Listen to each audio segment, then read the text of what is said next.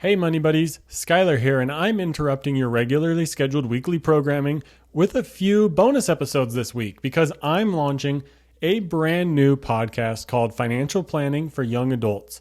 And the first 5 episodes are available right now. I'm going to be releasing them on this feed as well to give you a taste of my brand new show. If you've been following Money Talk, you know that I'm all about making personal finance simple, actionable, and honestly way less intimidating than the industry makes it out to be. And this new show takes that approach and dials it up specifically for young adults in their 20s or early 30s who feel like they should have this whole money thing figured out by now and want to get it under control. Here's what we're launching my brand new show with. Episode 1, Crafting Your Financial Why. Before you can build any sort of financial plan, you need to know why money matters to you. Episode 2 is I Made My Wife Cry About Money. Yes, that's not clickbait. It's a real story about how my perfectly optimized spreadsheet brought my wife to tears, and you're going to enjoy the story behind that one.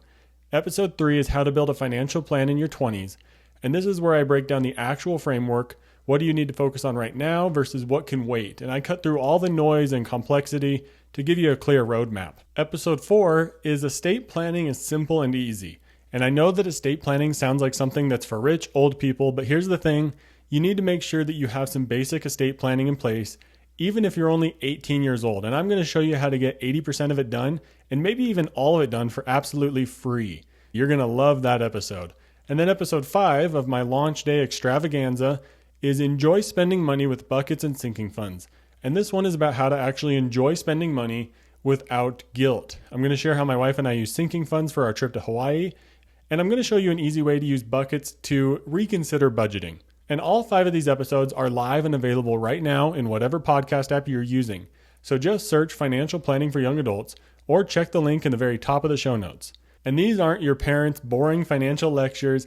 Every episode is story-driven and practical, and I'm designing these all to help you take action every single week, not someday when you have enough money or when you get around to it. So please, search Financial Planning for Young Adults, subscribe, and binge those first 5 episodes, and please let me know what you think. Drop a comment on YouTube or Spotify or send me an email at fpyapod@gmail.com. And if you would also please leave a 5-star review, I would greatly appreciate it. I'm building this show for each and every one of you, Money Buddies, so your feedback matters. So let's get into this special bonus episode from Financial Planning for Young Adults. Money Talk will be back on Thursday with yet another great Money Talk. So enjoy, Money Buddies. What if I told you the next 30 to 40 minutes here with me is going to set you up for financial independence and an easier time managing your money throughout the rest of your life? Well, I'm going to provide you with a clear path from my CFP education that's going to help you get your financial plan set up.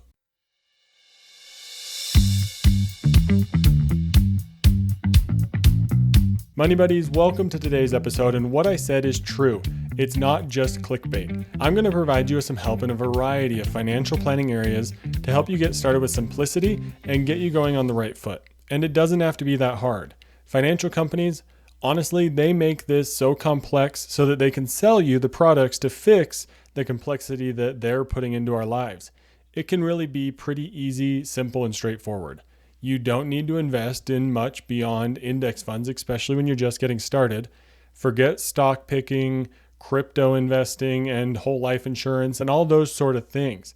Forget complex products that don't fit into your specific life.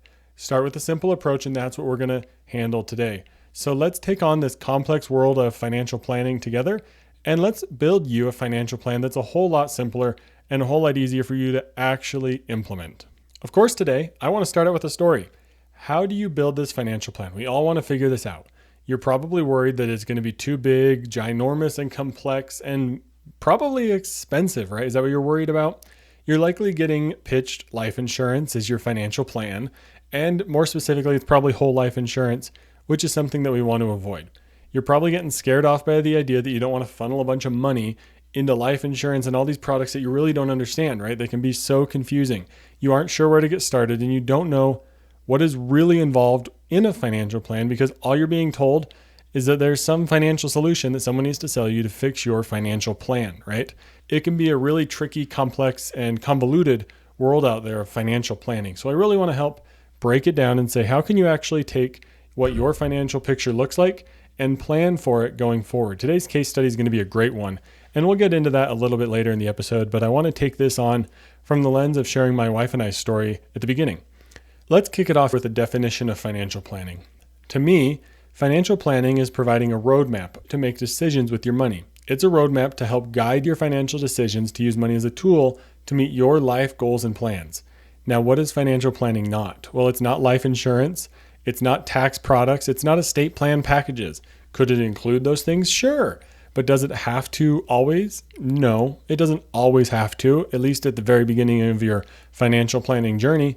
It can include cash flow, budgeting, debt management, retirement planning, risk and insurance planning, investment planning, tax planning, estate planning, and of course, the psychology of money, which is a fun one to get into. We won't get into that one a whole lot today, but I am sure we will have an episode on it in the future. And if you want to dive into it, let me know, leave a comment down below or send me an email.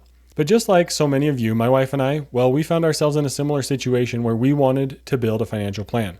Thankfully, my financial knowledge and interest in personal finance let us get started early. We started with budgeting and cash flow management. We then wanted to look at where do we save our money. And then we figured we should write all these things down. So we began to get saving under our belt. We began to get budgeting under our belt. I began to write little descriptions of how we did it. And then we tried to take on managing debt and my wife's student loans, which you should go back and check out episode 2 about how I made my wife cry about money. But then we kept working on education, furthering our career, and we realized we needed to manage our money for the long term. So that's where the real financial plan came in. What are our goals? Where do we invest? How do we invest? How do we pay off debt? How do we balance all of this? And thankfully, I've talked about it for years. We need to write all of this down. And that really helped us in a large way because we were able to look at it and see what we were thinking before, which helped us build that roadmap that helped keep us on track, helped us make other decisions as we wrote down our goals, and helped really define what we wanted to do with our money. But this leads us into the real challenge. How do we turn all of that into a true plan? Well, our first financial plans, they were rough. Let me detail those out a little bit more for you. They were pretty rough, but it does get better over time. We update our financial plan quarterly. We'll review it together, review our goals, review some of the ways we do things, and make sure it's all accurate. And we keep track of a few main things. We've always kept track of our goals, short, medium, 10 years, 20 years, age 50 and over, age 65 and over. We wrote down our budget plan, our emergency fund plan, and how we're going to use our emergency fund if that came to happen, which I think is a great thing to do, by the way. Our emergency fund is as simple as saying, we'll put it on credit cards first, then we'll pull from our savings and write it down in our emergency fund where we have it written down how much we have saved in there, and we'll try to replenish the emergency fund. But the main thing we wanted to emphasize there is put it on a credit card first so that you have some time to breathe after the emergency. Because it's pretty easy to spiral during an emergency. And when an emergency happens, if you don't have an emergency fund, it doubles your emergencies because you'll have the main emergency and then you're going to have a financial emergency. So have an emergency fund so that you can get rid of that second one and make it a whole lot easier because it's really easy to say, put the emergency on a credit card, pay it off with our emergency fund, replenish the emergency fund. Now, that's not actually dealing with the emergency that may require attention and actual stress in your life, but how much more stressful is it going to be if you don't have that emergency fund in place? So that's one of the favorite pieces that we have written down in our financial plan is how exactly we're going to manage and handle our emergencies. A couple other things that we have written down in there is our debt plan and how we're going to pay off debt, how we're going to avoid debt, how we're saving money, how we're investing money. The other thing we have written down in our financial plan is all the contact information for every financial institution that we use between credit cards, investing, savings, bank accounts, credit unions. We have it all written down in one place so that it's easier than opening 18 browser tabs and trying to search it all up. We just look it up once, write it down, and then if anything were to happen to me, my wife knows to go to this financial plan document. Everything that we do with our money is written down there. So not only is this a document to help keep us on track and provide a roadmap, it's a document that provides a heck of a lot of peace of mind for my wife if anything were to happen to me, because I'm the one that manages the money. Write all of this stuff down. It'll take a huge burden of stress off of your spouse's back when it comes to figuring out what they would do if you passed away. And if you've never thought about that, start thinking about it because it'll really light a fire under you and get you to write all this stuff down. Writing down your financial plan can be one of the best things that you do for it because it actually puts it to paper or puts it on a Google Doc or whatever it may be and commits you to it. And here's another piece. Make sure you only update it quarterly. Don't update your financial plan more than quarterly. It's a waste of your time. And frankly, you don't need to. If you leave it alone, It's going to take off, again, so much stress off of your plate. Set it and forget it and let your financial plan work in the background. But one of the things that we were realizing is that we were still changing it every quarter, but it wasn't really changing. This was the problem my wife and I were running into with our detailed and elaborate plan. We realized we were trying to track too much. We were trying to be too specific and granular with our goals, which was leading us to a rut. And we were getting stuck. We would look at our goals and be like, yeah, that one's still good, because really it didn't have a whole lot of drive and meaning behind it. It was just a goal that we wrote down to satisfy what is a 10-year goal for us. Most of them were like, be closer to financial independence. And then the next goal would be hit financial independence. The one after that was enjoy financial independence. So you can see how these were pretty boring, stale, and just got us in the same rut where we weren't really updating our financial plan because we didn't have a true driving force behind it. And now we've figured out the driving force behind our financial plan. And I want to recommend the book, One Page Financial Plan by Carl Richards. The link, of course, is in the show notes. But this helped me learn that we needed to head in a direction and guide ourselves on a roadmap instead of trying to be so specific. The One Page Financial Plan really emphasizes simplicity over complexity. Your financial plan doesn't need to be 10, 20, 30, 40, 50 pages in order to be effective. Carl Richards' approach focuses on why money matters to you. And before you even bother diving into spreadsheets and numbers, if you figure out your why, it's going to make it a whole lot easier for everything else to become directionally appropriate as you start working on your money. And this was a huge change for my wife and I. The book teaches that financial planning should be a living document that guides your decisions, not a static document that just sits on a shelf looking cool because it's so thick and hefty and perfect, because it's not going to be perfect. It's going to be wrong because things change. That's why we update our financial plan quarterly. And now we're going to be able to update it with a real sense of purpose and direction. And we're going to be able to use that direction and the why behind our money, which I'm going to share here in a moment, to help guide us in the path we need to go with our money to use it as a tool for our life goals and plan. Your financial plan can really just be as simple as writing it down on a piece of paper. The core message was that your financial plan should reduce anxiety, not create more stress through complication and thick document books that you hate to read through. Keep it simple, keep it to one page. And honestly, ours kind of started to bleed over to 2 pages. And I said, nope, that's enough. We don't need to make it any more complex than that. Keep it down to 1 page. So we decided to start with this why. Why is money important to you? And I'm going to share here on screen both Rebecca and I's why. And the question is, why is money important? For me, money is important because it allows us to have opportunity to do what we want to in our lives. To me, it means that we don't have to work if we don't want to, but rather we get to work because we enjoy it. We also have the ability to do what we enjoy more because we've set ourselves up to be financially independent. Rebecca told me that money is important to her because it buys her time and experiences. Time so that she doesn't have to work until she dies. And if we're financially okay, she doesn't feel like she has to work, that she can take breaks from work. It also allows her to live life and experience things. She wants to be able to do things. Thinking about the future, she doesn't want to be tied down to work and missing things in her lives. She doesn't want to be tied down to work and missing things in her life. She doesn't want to work. And I put it in all caps there because at this point she was getting really passionate and fired up about why money is important. My wife doesn't want to work forever. So go back and listen to episode 1, Crafting Your Financial Why. It's a great place to start, and it's going to help you build that roadmap that's going to tie in perfectly with this episode. So go build your why, figure out why money is important to you, come back to this one, and then really bring the two together and build a financial plan that's going to be easy for you. So how does this roadmap apply for my wife, Rebecca, and me? Well, for my wife, it means she doesn't want to have to work forever. That decision will move her in specific directions towards salary increases, asking for raises. She may want to work, but she just doesn't want to feel like she has to. It goes hand in hand with the reason why she didn't want to wait to pay off our student loans in episode 2 about how I made her cry about money. But she wants to be able to do stuff and have options. And my roadmap is very similar to Rebecca. I wonder why we're married, right? It's all about opportunity and having choices to do what we want. I want to achieve financial independence from work. I don't want to have to work either.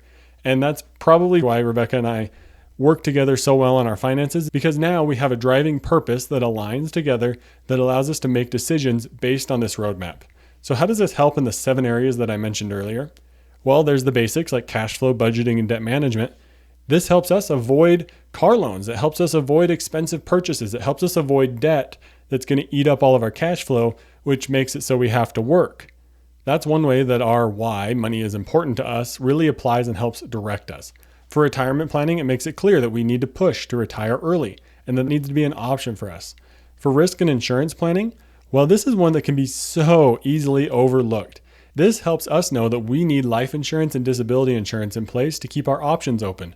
Should anything happen to Rebecca and I, we don't want our reason that money is important to us to become completely dissolved because something happens. It goes right in line with our why that we need to make sure we have proper insurance in place. Why is money important to us? Well, it gives us options. You know what else gives us options? Insurance, should anything happen to us. Couple more areas here, investment planning. Well, our why tells us to keep it simple. We don't want to spend forever managing our investments. That's just not in our why. And it's probably not in most of your reasoning as to why money is important for you. I doubt most people say, oh, why is money important for you? Well, it allows me to manage a complex investment portfolio with options and stocks and margin and all that sort of fluff and jargon that goes into that world. I highly doubt that's going to be a part of your why money is important.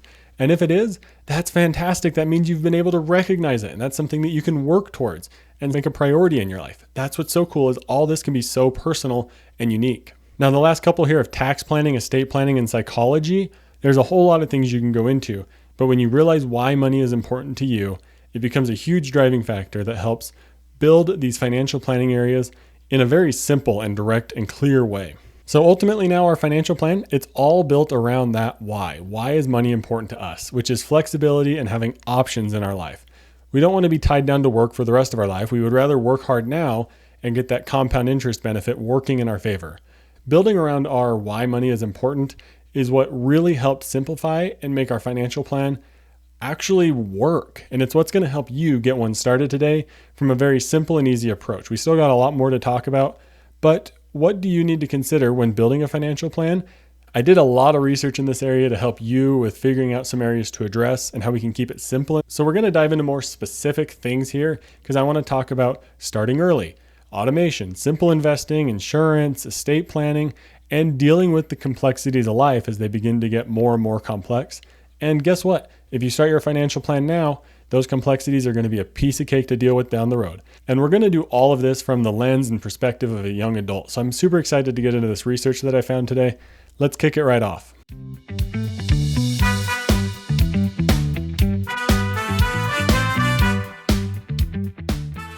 So let's start off with talking about how starting early can have long-term benefits. I found a chart from Fidelity that says if you were to invest from 25 to 70, you would have $2.3 million. If you were to invest that same amount regularly monthly from 35 to 70, you'd have $1.1 million. And from 45 to 70, you'd have $562,000.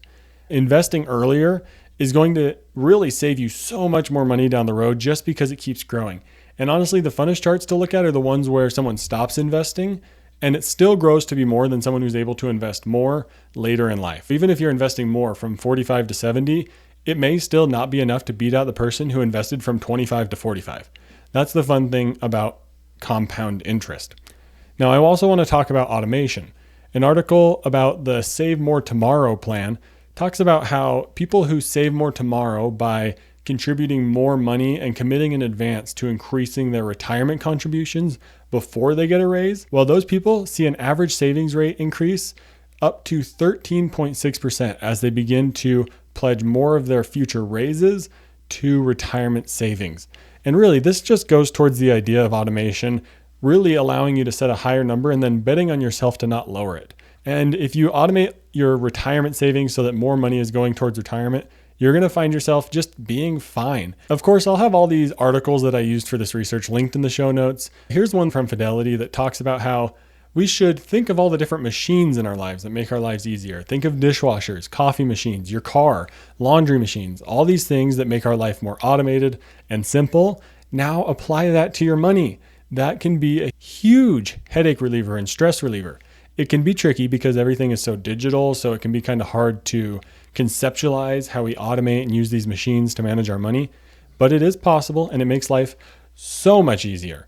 As you're building this financial plan, you should keep your investing pretty simple.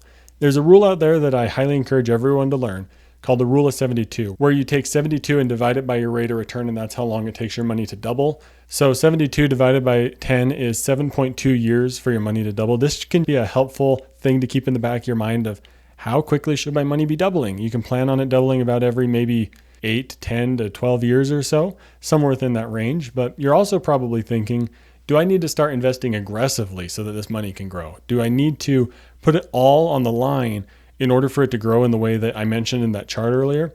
No, not really. You can get started with simple investing that is just index based, an S&P 500 or total market index fund ETF, and you'll be okay. That's what simple investing is. And now another question you're going to have as you start building out this financial plan is Roth versus traditional. Lean towards Roth. It's a simple approach. What's in the account is your money, because Roth is money that is taxed and then grows tax-free, and any gains and the money in the account is tax-free. Traditional is tax deferred, so you aren't taxed on the money out the gate, and then as you pull the money out, you're taxed on everything within the account. If you need help figuring out Roth versus traditional, that may be a point where working with a financial planner can be helpful, but honestly, there is plenty of research out there. You don't have to necessarily work with a planner just to make the Roth versus traditional option. And now the next couple of areas that I did some research on are disability insurance, estate planning, and dealing with complexity as it grows in your life. Couple stats I just want to share here about disability insurance to help you realize the importance of it. And you're going to see that play out in our case study that we're going to get to in a moment. But from Student Loan Planner, they share that the Social Security Administration estimates that 1 in 4 20-year-olds will experience a long-term disability before reaching age 67, yet millions of Americans don't have adequate disability insurance coverage. Most people don't even have an emergency fund, let alone disability insurance. Disabilities aren't always caused by freak accidents. In fact, most long-term disabilities are results of medical conditions. And now you're going to want to, as you're building out your financial plan, look for own occupation disability insurance. They're going to provide the most comprehensive coverage. Own occupation means that you can't do your specific job. Any occupation may leave you required to get a job that you don't really want or that you're overqualified for, because you have to be disabled to the point that you can't work in any occupation. It's pretty self-explanatory when you start thinking about the wording there. And term life insurance, that's the route to go. It can be pretty cheap. And in the case study today, we're going to talk about when you should get it. Should you get life insurance in your 20s, and should this be something you put on your financial plan? Well, most likely, yes. It's going to be something that you can get lower rates for. You're less likely to be denied. You can skip medical exams, and it just really comes with a lot of flexibility. Now, why would you need life insurance? Well, if you're getting married, you're starting a family, you're buying a home, you're taking on a large amount of debt, you're starting a business, you have aging parents or siblings who are dependent on you, or you're a single parent, or really a parent in most any situation should have term life insurance. So if someone depends on your income, you should have life insurance. Now, how much should you get? There is a dime formula that we're going to talk about in the case study, but really it's debt plus income replacement plus mortgage plus education costs. And we'll talk about that more in the case study, and I'll show you a specific example. And now as we talk about estate planning, I have a whole episode dedicated to how estate planning doesn't have to be complicated for young adults. So make sure you go check out episode 4 that just released today. But just know estate planning isn't set it and forget it, but it also doesn't have to be so complicated when you're just getting started. And now the last thing before we get into our case study is complexity. Your life is going to get more complex.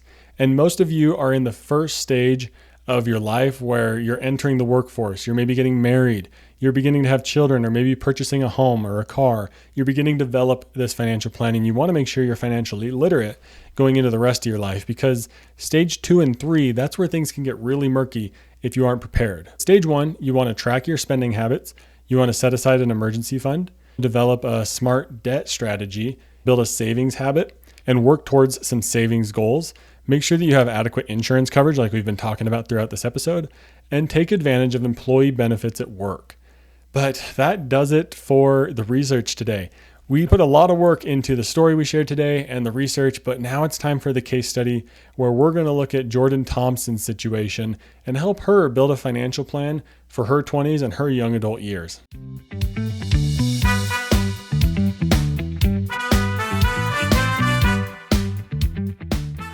Let's get into today's case study with Jordan Thompson. Jordan is 26 years old. She makes $72,000 a year. She's a marketing manager in Florida.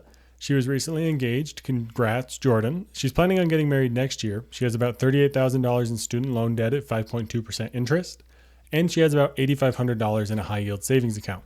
She says that she takes about $4,200 home after taxes and after her 401k contributions. Her situation is that she graduated college about 4 years ago.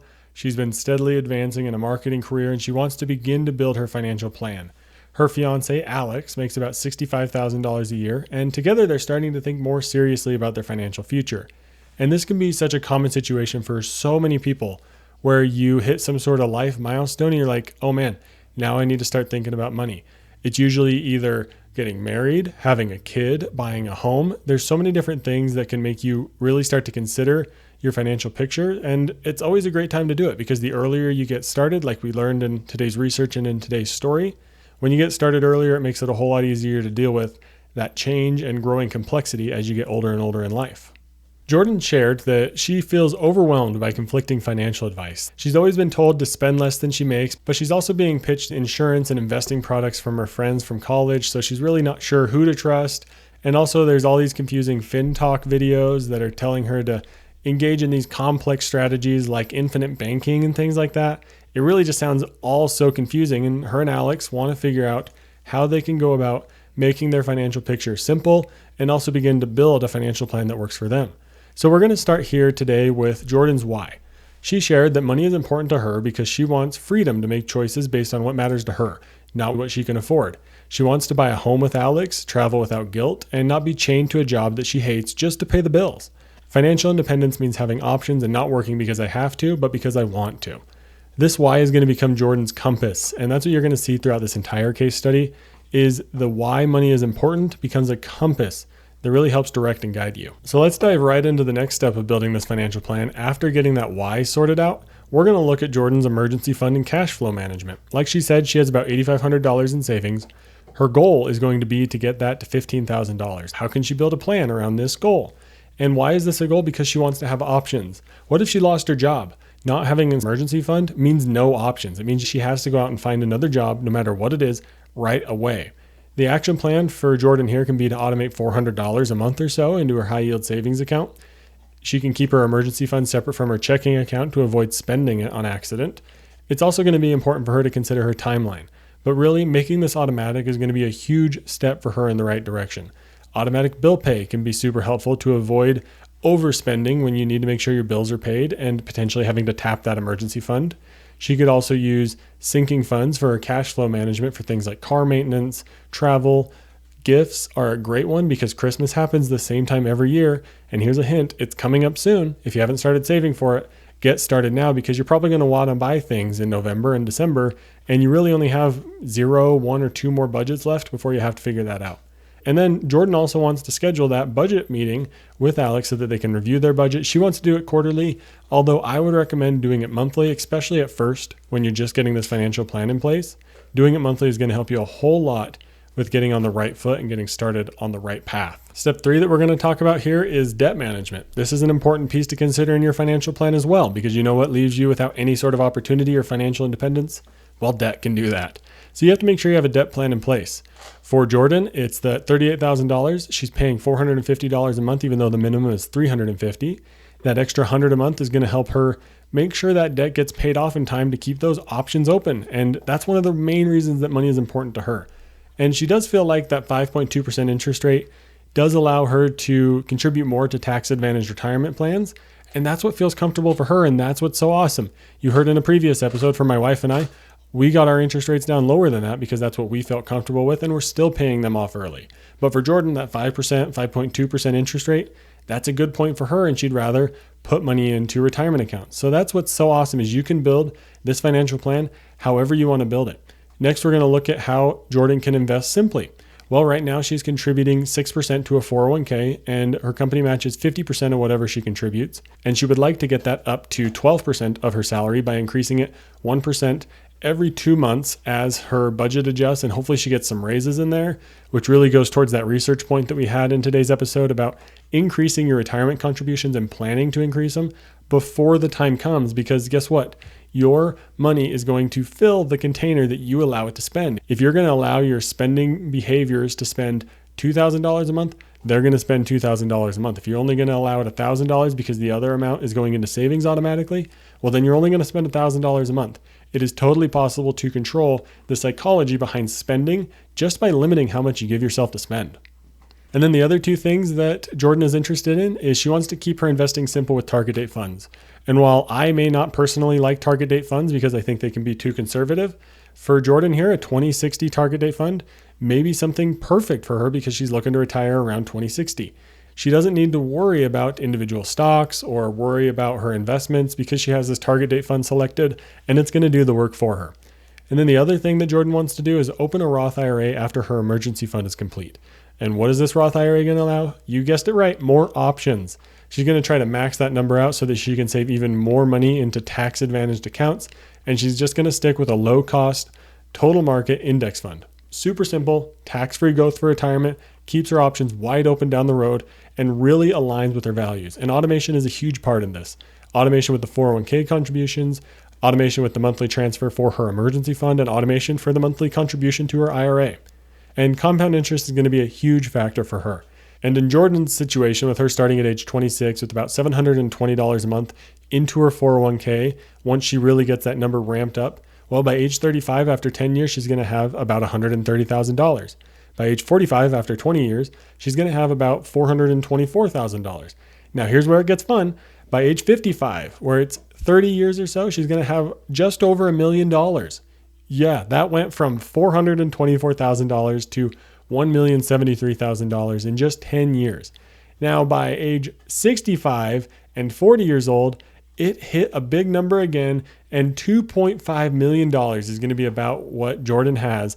And if you aren't retired by that point, I don't know how much money you need. But guess what? This is just her 401k contributions. This isn't considering her IRA contributions or contributions by her spouse. So they are going to be more than fine because they are getting started early.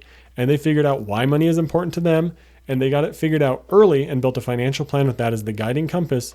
And even if she waits just 10 years to start, that's losing out on potential for $1.4 million for retirement. And I'm getting really hyped up and passionate about this because if you're 26 years or younger, or even 30 or younger, you have so much potential.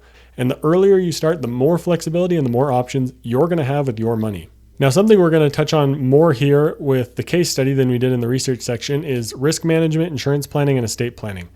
Let's talk about disability insurance. Well, Jordan needs it because her ability to earn about $70,000 or more a year depends on her health, and she needs to make sure she's available to work. So if she's not available to work, then she's going to need insurance to replace that. So Jordan is looking at getting about $4,000, maybe just less than $4,000 a month in disability insurance.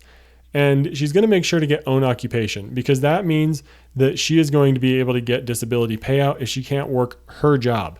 If she got any occupation disability insurance, she may be forced to work a job that she doesn't really want to work because she's not disabled from doing any job. So make sure you choose own occupation when you're considering disability insurance because any occupation can kind of put you in a bit of a pickle when maybe you're not really fit to work, but you can work any job. So you're working some sort of super basic entry-level job and not even getting paid close to what you were getting paid before. That's the real kicker about own occupation versus any occupation. Now, term life insurance. Well, she may not need it yet, but with an upcoming marriage and potential children in the future and the student loan burden that she has, she wouldn't want to burden her fiance and soon-to-be husband, Alex. Term life insurance can provide a huge benefit here. And like I said, let's dive into the DIME formula. Debt, $38,000. Income replacement, this is going to land at $900,000 as if we did 15 years times the annual income needed to support Alex. So we're going to say about $60,000. Let's say about $900,000 is needed for income replacement. The mortgage, $350,000. This is assuming that they're buying a home soon and that they're looking for a mortgage of about that amount.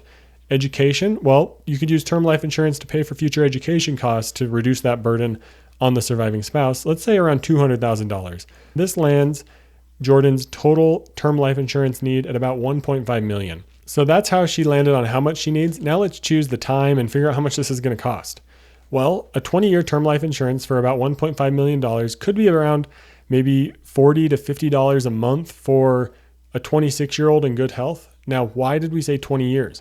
Well, because by the time Jordan is 46 years old, that money that she is investing will have grown. The student loans will be paid off. The mortgage will be reduced a good amount. And the kids will potentially be through college, depending on when they have kids, of course. But their retirement savings will already be substantial. So at that point, they may not have a need for life insurance. And they certainly won't have a need for life insurance throughout their whole life. You just don't have a need for life insurance throughout your whole life. In most situations, of course. There's always unique one-offs out there. And if there is one that you're aware of, leave a comment down below. I'd love to engage in this discussion about term versus whole life insurance. But really, for Jordan and her situation right here, term life insurance is a pretty solid bet. And now, what about estate planning? This is the one that's terrifying. But even young people need basic estate documents. Without them, it's up to the state to decide what happens with everything that you own when you die. A couple of essential documents. A healthcare proxy to make sure someone can make medical decisions for you. HIPAA authorization to make sure that your medical providers can give information to your spouse or other people. A durable financial power of attorney. Now, this is to pay bills, manage accounts, and you may not necessarily need this right away if you're combining finances in a marriage, because you may make your spouse joint on your accounts, and that can usually suffice because they have the same permissions and rights as you over the account. But a durable financial power of attorney is something to consider. A living will is useful to document your end-of-life medical treatment preferences. And of course, especially if you have kids, actually this one is required if you have kids. If you have kids and you don't have this one that I'm about to mention, I want you to stop listening to this episode right now and go do this. Guardianship. You need to designate who is going to take care of your children should you die. If you don't have children now, you could do it ahead of time. But if you have children, you need to get this in place right now. But these don't have to all be done right away. You can take your time and work on them over time. My wife and I add these as bullet items on our budget meeting agenda, and we'll go through our beneficiaries. Jordan needs to go through all of her beneficiary designations and change them to Alex as the primary for her spouse.